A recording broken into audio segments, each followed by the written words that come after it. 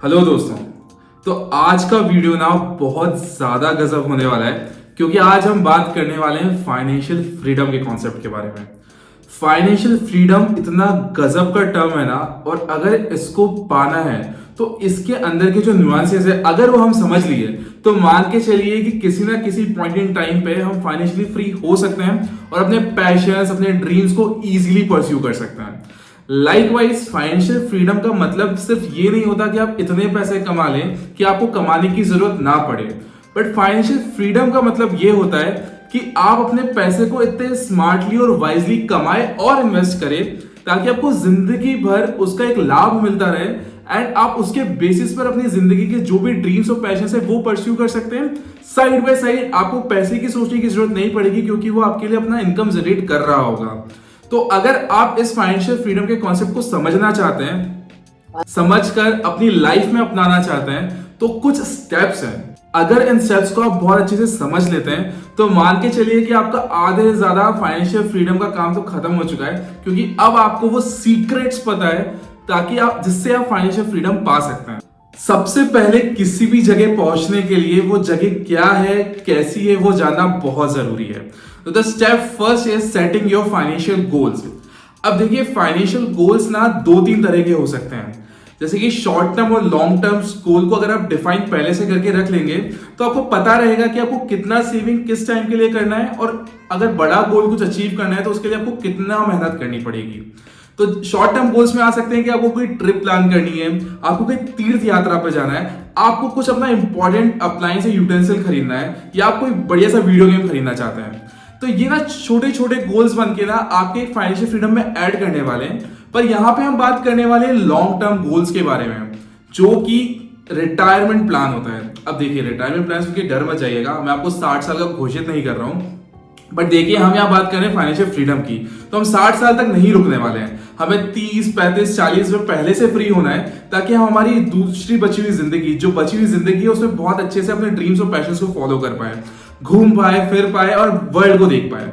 तो अगर आप अपने लॉन्ग टर्म गोल्स कि आपको अपने बैंक्स में, अपने सेविंग्स में, अपने एफडीज में कितना पैसा पहले से चाहिए, आपको क्या रियल एस्टेट ऑलरेडी आपके पास होना चाहिए, आपके पास एक घर होना चाहिए या तो एक दुकान होनी चाहिए या कुछ रेंटल इनकम का जरिया होना चाहिए, अगर ये सब आपके पास पहले से डिफाइन है आपके दिमाग में या आप गोल सेट करे हुए हैं, तो फाइनेंशियल फ्रीडम का आधा से ज्यादा काम आप ऑलरेडी कर चुके हैं, क्योंकि आपको पता है कि आपको फाइनेंशियल फ्रीडम कब मिलने वाली है और आप उसके लिए धीरे धीरे धीरे अपना स्टेप्स रखने वाले हैं और चीजों को ट्राई करने वाले हैं।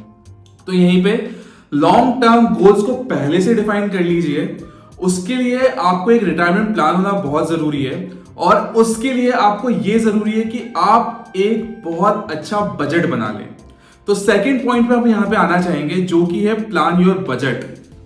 देखिए आप जानते हैं आपके महीने के एक्सपेंसेस का भी बजट होता है, आप छोटी से छोटी ट्रिप प्लान करते हैं उसका भी बजट होता है। तो सोचें आप लॉन्ग टर्म में अगर आप फाइनेंशियल फ्रीडम चाहते हैं तो आपको बजट पे कितना ज्यादा काम करना है। वहीं पे एक बहुत इंपॉर्टेंट चीज होती है कि बजट को आप थोड़ा फ्लेक्सिबल बना के रखें, ताकि हो सकता है कि कभी अप्स एंड डाउन्स में वो अगर बजट पूरा ना हुआ तो आपका मोटिवेशन लेवल कम हो सकता है। बट क्योंकि हम यहाँ पे लॉन्ग टर्म की बात कर रहे हैं तो बहुत टाइम ऐसा आएगा कि आप उस बजट को क्लियर कट नहीं कर पा रहे हैं, आप उस बजट के अकॉर्डिंग अपनी सेविंग्स से इन्वेस्टमेंट्स नहीं कर पा रहे हैं। बट इन केस ये 100 मीटर स्प्रिंट नहीं है, this is not a 100 metre sprint, this is a marathon. तो मैराथन दौड़ने के लिए छोटे छोटे स्टेप्स, अप्स डाउन्स बहुत कुछ रहेगा, पर क्योंकि आपने बजट ऑलरेडी डिफाइन कर चुका है, आपको अपना गोल निर्धारित है, तो आप मान के चलिए कि आप आधे ज्यादा काम कर चुके हैं टूवर्ड्स योर फाइनेंशियल इंडिपेंडेंस की जर्नी के लिए। अब यहीं पे मैं थर्ड मोस्ट इंपॉर्टेंट पॉइंट पे आना चाहूंगा, जो कि है इमरजेंसी फंड।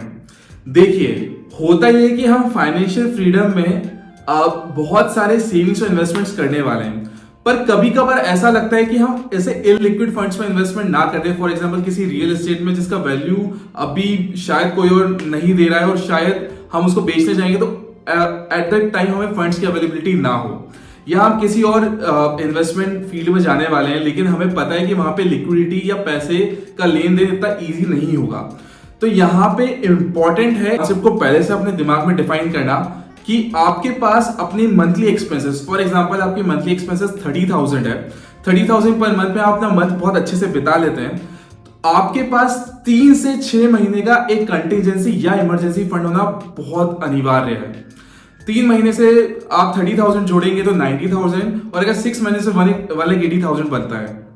अगर आपके पास 1.5 से 2 लाख का इमरजेंसी फंड पहले से रहा और आपके अगर एक्सपेंडिचर मंथली स्टडी है कि आपको 30,000 लगभग ही लगता है, तो आप 6 महीने के लिए एक फ्री होके अपने दूसरे बजटिंग की तरफ जा सकते हैं। पर इमरजेंसी फंड को कभी नहीं छेड़ना है जब तक उसकी लिटरली इमरजेंसी हो सकता है, मेडिकल इमरजेंसी हो सकता है, आपकी जॉब ऊपर नीचे हो जाए, हो सकता है कुछ क्राइसिस हो जाए, तो उस टाइम पे आपका इमरजेंसी फंड बहुत काम आएगा। तो उसको कहीं पे ऐसे लिक्विड में आप एफडीज करा लीजिए, आप किसी म्यूचुअल फंड में खरीद लीजिए, पर देख के करिएगा कि वो म्यूचुअल फंड इतना भी डाइसी ना हो कि आप पैसे ना निकाल पाए या बहुत अप डाउन में आपको लॉसेस हो जाए। तो ऐसे टाइम पे इन्वेस्ट करके रखिए ताकि आपको इमरजेंसी फंड की जब जरूरत पड़े, आप डिफाइन भी कर सकते हैं कि आप उस इमरजेंसी फंड को कब यूज करने वाले हैं। तो आपको जब भी उसकी जरूरत पड़े आप तभी उसको निकालें। अब आप बजटिंग कर चुके हैं, आप एक गोल निर्धारित कर चुके हैं, आपके पास एक इमरजेंसी फंड भी हो चुका है। अब फोर्थ मोस्ट इंपॉर्टेंट पॉइंट के बारे में, जिसके बारे में आप सोचते हैं, सुनते हैं, बट कभी कभार उसको इंप्लीमेंट करना बहुत मुश्किल हो जाता है। That is managing your debt, यानी आप जो लोन्स हैं उनको स्मार्टली मैनेज करिए। देखिए, शुरू से ही अगर आप बहुत हाई इंटरेस्ट लोन या पर्सनल लोन की तरफ चले जाएंगे तो हो सकता है कि आपको फाइनेंशियल फ्रीडम में थोड़ा प्रॉब्लम आए, क्योंकि जब वो लोन और इंटरेस्ट की ईएमआई और इंस्टॉलमेंट्स बढ़ती जाती है ना, या आपको हर महीने चुकानी होती है, तो आपका जो लिक्विड एसेट है यानी जो आपका कैश है वो टूटने लगता है। उस टाइम पे आप कहीं और इन्वेस्ट अगर वाइजली सोचना चाह रहे हैं तो आप नहीं कर पाते क्योंकि आप ईएमआई से बंधे हुए हैं। तो ऐसे कोई भी एसेट या ऐसी कोई भी महंगी चीज अपने शुरुआती फाइनेंशियल फ्रीडम के ईयर्स में ना लें, ताकि आपके वो जो शुरू के पीरियड है उसमें जो आपने मनी कमाया उसको इन्वेस्ट करके आप एक लॉन्ग टर्म में अच्छा रिटर्न कमा पाए। क्योंकि यानी कि हम पैशन और ड्रीम्स को फॉलो करने के लिए अभी से एक फाइनेंशियल फ्रीडम की तैयारी कर रहे हैं। मैं ये नहीं बोल रहा कि आप अपने अपने सारे इच्छाएं मार दीजिए, बट हो सकता है कुछ बहुत इतनी इंपॉर्टेंट इच्छाएं ना होंगी। फॉर एग्जाम्पल, शुरू से स्पोर्ट्स कार या लग्जरी कार ले लेना, शुरू से एक बहुत महंगा मोबाइल ले लेना, ये आपको बेसिक नेसेसिटीज में काउंट नहीं होता है। तो जब भी आप फाइनेंशियल फ्रीडम के लिए स्टार्ट कर रहे हैं ना, शुरू में बेसिक नेसेसिटीज पे ही रहिए, ताकि आपको एक मनी का कंट्रोल आ जाए, आप एक बहुत अच्छे से बजट बना के उसको फॉलो कर पाए। एंड एनी केस, क्योंकि आपका फंड बहुत बढ़ने वाला है, फाइनेंशियल फ्री होने वाले हैं आगे जाके, तो आप अपने सारे ड्रीम्स उस टाइम पे फुलफिल कर सकते हैं।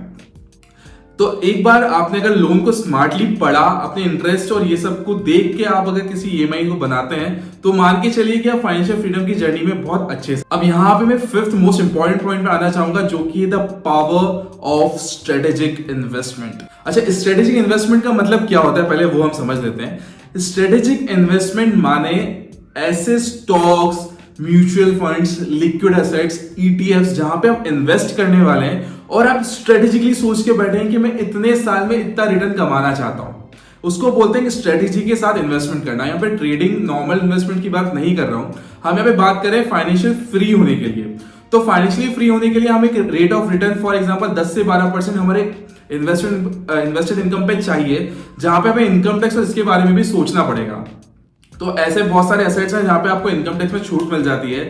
ईपीएफ्स होते हैं, वीपीएफ्स होते हैं, वॉलेटरी प्रोविडेंट फंड्स होते हैं, जहां पे आप जाके इन्वेस्टमेंट कर सकते हैं और पब्लिक अकाउंट्स खुलवा सकते हैं, एंड वहां पे आप अपने फंड पे एक अच्छा रिटर्न पा सकते हैं। तो हमेशा डाइवर्सिफाई होकर अपना स्ट्रेटेजिक इन्वेस्टमेंट का गोल रखिए। अगर आप जानना चाहते हैं प्रॉपर स्ट्रेटेजिक इन्वेस्टमेंट स्ट्रेटेजी, तो जरूर कमेंट में लिखिएगा। मेरे पास बहुत सारी इन्वेस्टमेंट स्ट्रेटेजीज जो हर पॉइंट इन टाइम पे अपने नीड्स के अकॉर्डिंग आप चेंज और अल्टर कर सकते हैं और एक बहुत अच्छा रिटर्न कमा सकते हैं। अब यहाँ पे मैं 2 पॉइंट्स को मर्ज करने वाला हूं, जो कि है एक continuous learning and review and adjustments. देखिए, क्या होता है ना, जब आप अपनी लाइफ में धीरे धीरे आगे बढ़ेंगे, आपके पास फंड्स इकट्ठा हो जाएगा, तो हो सकता है बीच में आपको कहीं पे बहुत अच्छी इन्वेस्टमेंट अपॉर्चुनिटी मिल जाए। तो इसका ये मतलब नहीं है फाइनेंशियल फ्री होने के लिए उस इन्वेस्टमेंट अपॉर्चुनिटी, आप कोई शॉप में इन्वेस्ट करना चाहते हैं, आप कोई ब्रांड में इन्वेस्ट करना चाहते हैं, या आप अपना खुद का बिजनेस डालने का सोच रहे हैं, आपके जॉब से अप डाउन हो गए हैं, आपको नौकरी पसंद नहीं आ रही है, you don't want to continue with your job, वहां पे आप खुद का कुछ करना चाहते हो। ये नहीं है फाइनेंशियल फ्रीडम होने के चक्कर में अपना बजट इतना अल्टर ही ना कर पाए, या अपने बीच में फाइनेंशियल फ्रीडम के गोल्स को अल्टर ना कर पाए। इसलिए मैंने शुरू में कहा था अपने गोल्स फ्लेक्सिबल बनाइएगा। तो आप कंटिन्यूअस लर्निंग करते जाइए।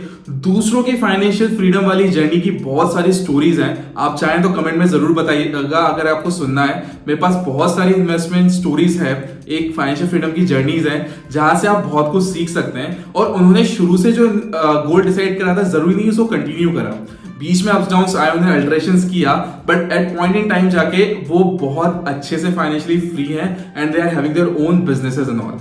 तो इस टाइम पे ये बोलना ज्यादा मेरे लिए जरूरी होगा कि life is all about ups and downs. तो हो सकता है आपको लर्न करते हुए एक रिव्यू और adjustment of your goals as well budget करना बहुत जरूरी है। तो अगर आपने ये सारे स्टेप्स पहले से समझ लिए और दिमाग में उस चीज को डाल लिया, तो मान के चलिए कि बहुत कुछ तो फाइनेंशियली फ्री होने के नजदीक ही हैं। तो मैं इस पूरे वीडियो को सम अप करना चाहूं तो अपने गोल्स डिसाइड करिए, उसका बजट बनाइए, अपने डेट को स्मार्टली मैनेज करिए, अपने स्ट्रेटेजिक इन्वेस्टमेंट की अपॉर्चुनिटीज और उसकी स्ट्रेटेजीज को क्लियर रखिए, एक बहुत अच्छा रिव्यू प्लान रखिए और साथ ही साथ कंटिन्यूअसली ग्रो एंड लर्न करते रहिए। तो इस वीडियो में हम इतना ही। अगले वीडियो में हम और बात करने वाले हैं फाइनेंशियल स्टडीज के बारे में, फाइनेंशियली इंडिपेंडेंट स्टोरीज के बारे में। अगर आपको ये वीडियो अच्छा लगा हो तो प्लीज लाइक करिए, और मैं देख रहा हूं आप सब्सक्राइब नहीं कर रहे हैं तो सब्सक्राइब जरूर कीजिएगा ताकि मुझे एक मोटिवेशन बूस्ट मिल सके कि आपको लिटरली ये बूस्ट के वीडियोस अच्छे लग रहे हैं। धन्यवाद।